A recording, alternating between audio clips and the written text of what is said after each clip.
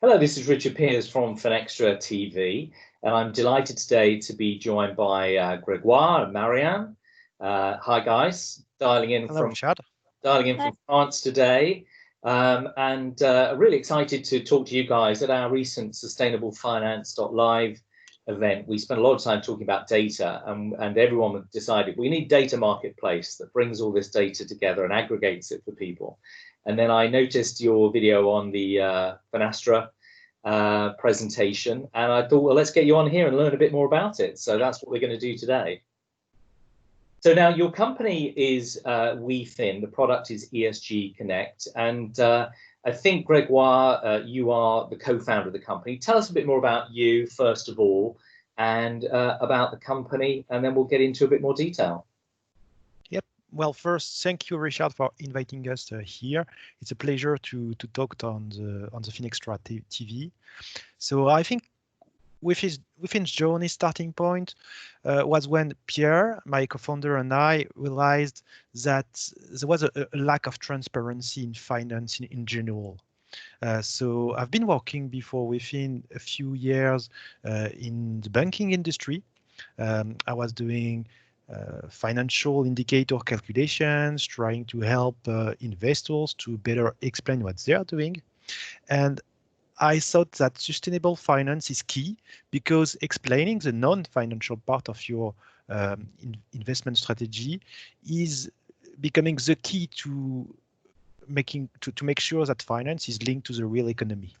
Yeah. So we thought with Pierre that here technology can make a difference because investors are struggling with ESG datasets, and definitely that there is a room for a powerful data technology aggregation function here, and that's why we've developed ESG Connect.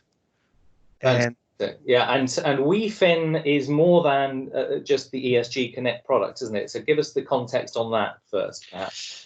Yeah, so WeeFin, we are both an advisory and a technology company. So what we do is that we help investors, so asset managers, banks, and institutional investors to better handle data and sustainable finance data in particular. So we'll do regular advisory solutions and missions, but our ending goal is then to develop technology and to develop tools such as ESG Connect. Okay, and Marion, you're from our the product management side of things and business development. So good to meet you today. Tell you, how did you get into all of this world of sustainable finance? Actually, I joined WeeFin 2 years ago, so we were just 4 at the beginning, and it was really a big challenge to create everything around our products.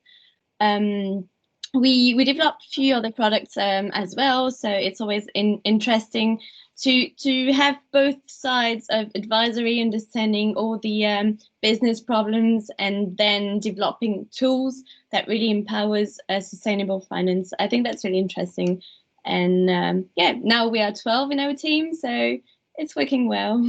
Yeah, well, I think that's what, we're very much of the, put the skin in the game, learn the real world pain and lessons, and then when you build your solutions, you're really doing it with the end customer and solution in mind. So now let's move on to that a bit more. Gregoire, tell us a bit more, for people that don't understand what this problem is and what your solution is. Tell us a bit more about ESG Connect and what it tries to solve for.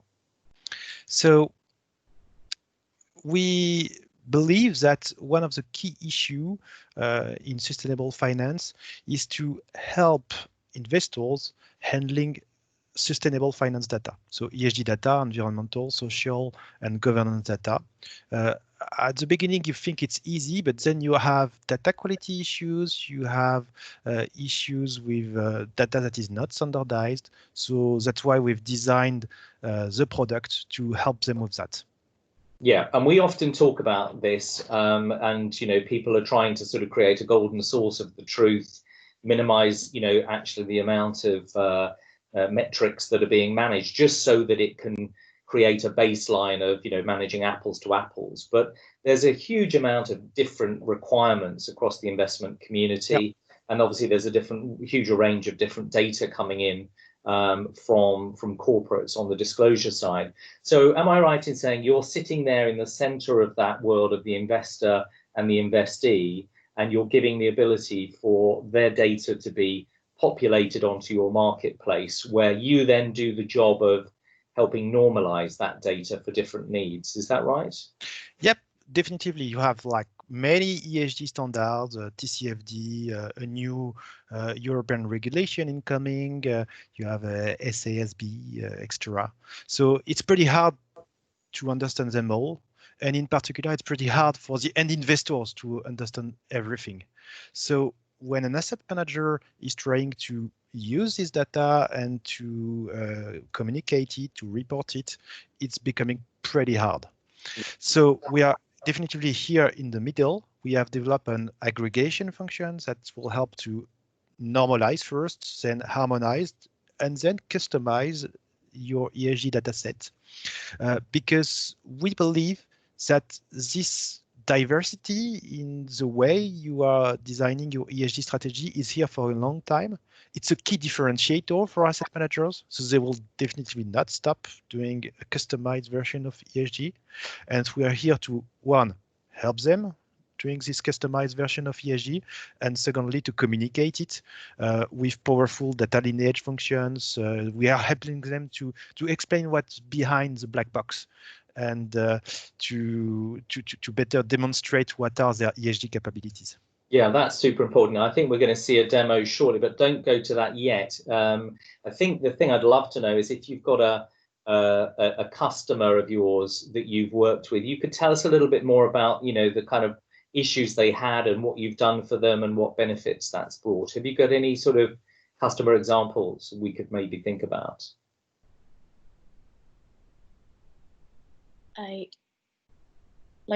We could explain a typical customer journey on the platform, maybe to understand better how it works. Exactly. Yeah. So as we said, the biggest issue is data, and there are too many data sources. And even when you found the data, you're just at the beginning of your journey, and it's really complicated. So we really believe that technology will help. So our typical client would be a big asset managers with a lot of different data sets. So we gathered more than 60 data sources. So usually asset managers would have several of them. But then when it comes to gather everything and even gather extra financial and financial data, it's getting harder. So you can do all of this in ESG Connect. So gathering financial and extra financial, and then on the platform you can thanks to technology like cloud data and artificial intelligence, you can visualize your data, control the quality, automate the controls, and any operations that you would do for ESG, your ESG strategy. And I think it's really a game changer, is that you can simulate and optimize your ESG scoring, create your custom ESG indicators, for example, and yeah, it's both a marketplace and an aggregator for all the data sources for asset managers. Great. So what we want to do is to have a look at the products and service that you offer. And Gregoire, I think you're going to give us a demonstration of the front and the back end of the tool. So we can see that on the screen now. Tell us a bit more about what we're looking at. So here you are looking at a typical dashboard portfolio that we can design in the platform. So we have this powerful data visualization function that will help investor better use the data. The cool thing about the tool is that all screens can be customized entirely depending on what people are trying to do. So you can see that we have many different ESG data points that are available in the tool. And as you can see on the left, we have many different ways to visualize data and then to use them in simulation and in optimization functions. So here, for example, we can see the carbon intensity of a portfolio against its benchmark. And all of this is possible. Why? Because we have the backend function. So if you look at the back of ESG Connect, you have are data quality functions, so powerful data quality functions that will help you to visualize, correct, control all your data. And then you even have, as we said, customize scoring functions where you can design your own ESG indicators based on what you want to develop. Okay, so this is where essentially is the portal of accessing the data, bringing it in, scoring it so you know the quality of it, flagging the issues. This gives you your audit trail of where your data has come from, and you can give obviously full data to people that need it for audit function.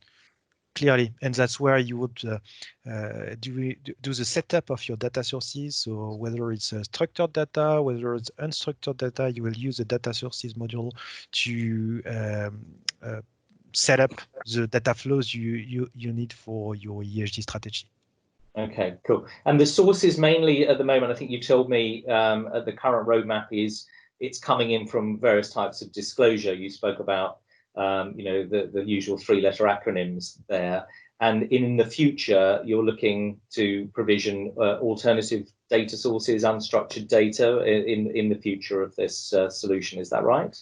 Yeah, clearly, we started with the main ESG data provider because that's what our clients are using today. And by discussing with clients, we understood that public data, what's in company reports, what's in news flows are very useful for them as well. But this type of data is really hard to use because it's not structured. So we have an NLP research program internally to handle that. And we hope that in the near future, we can handle any company reports and read them directly so that our clients can benefit of that. And this NLP is natural language processing Yep, using exactly. artificial intelligence. Tell us about a customer, if you will, that's used your solution and some of the benefits they've derived. So, as Marion said, typically our clients will have all their data sources embedded in the tool and then use that to report and to monitor and to analyze. So typically we have one asset manager that has used the tool to better create thematic funds. So for that, they need to use specific ESG data points. So for example, gender equality data points, or they need to use carbon data points, and they need to check on their investment universe what is the behavior of these data sets. Are they useful to design a real investment fund? And the way using the tool typically for that to discuss between the ESG team, between the asset manager team.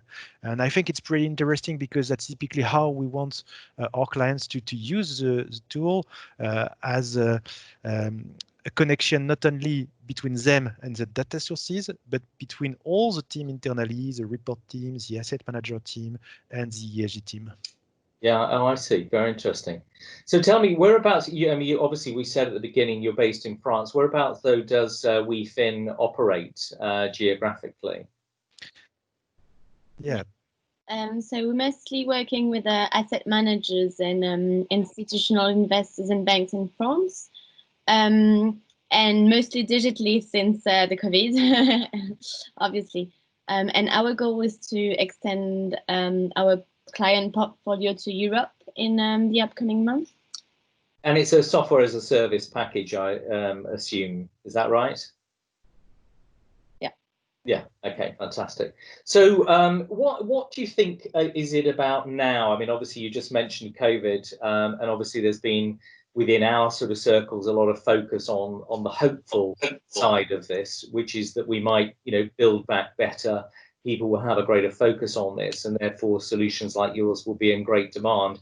But what's your feeling about why this has been a good time for you guys at WeeFin, and what does the future hold for you?